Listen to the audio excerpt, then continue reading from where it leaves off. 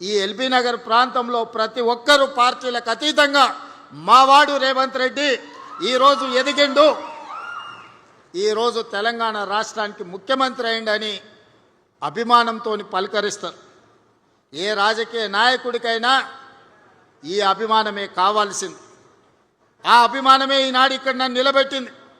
అందుకే ముఖ్యమంత్రి అయిన తర్వాత మల్కాజ్గిరి పార్లమెంటు నియోజకవర్గ పరిధిలో ఒకనాడు రంగారెడ్డి జిల్లాలో అటువైపే అభివృద్ధి కనిపించింది. నగరాలు వచ్చినా, కాలనీలు వచ్చినా, హైటెక్ సిటీలు వచ్చినా, అంతర్జాతీయ స్థాయి యూనివర్సిటీలు వచ్చినా అన్నీ ఆ వైపునే రంగారెడ్డి జిల్లాలో వచ్చినాయి.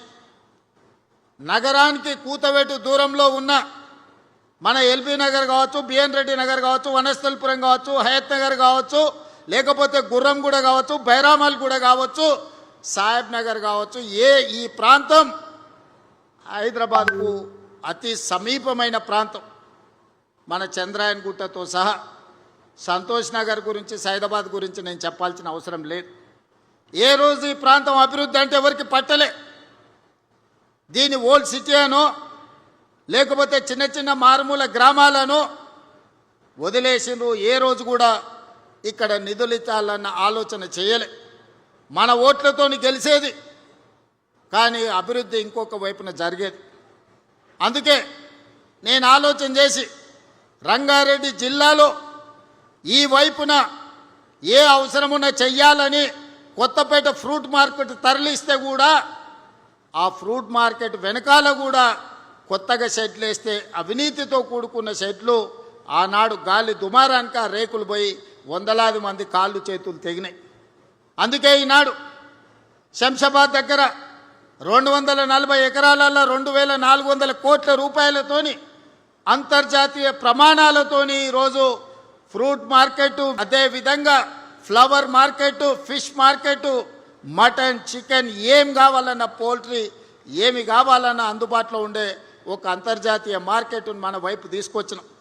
ఇవాళ ఇక్కడ కూడా ఈ స్థలాన్ని కబ్జా పెట్టుకోవాలని కొంతమంది ఇది ప్రైవేట్ భూమిగా దీన్ని చిత్రీకరించి అధికారులను కొందరిని అనుకూలంగా మర్చుకొని కొన్ని కోర్టుల్లో తీర్పులు తెచ్చుకొని ఈ ప్రాంతాన్ని లేఅవుట్లు చేసి ఎకరాలను గజాలుగా మార్చి అమ్ముకోవాలని ప్రయత్నం చేసింది.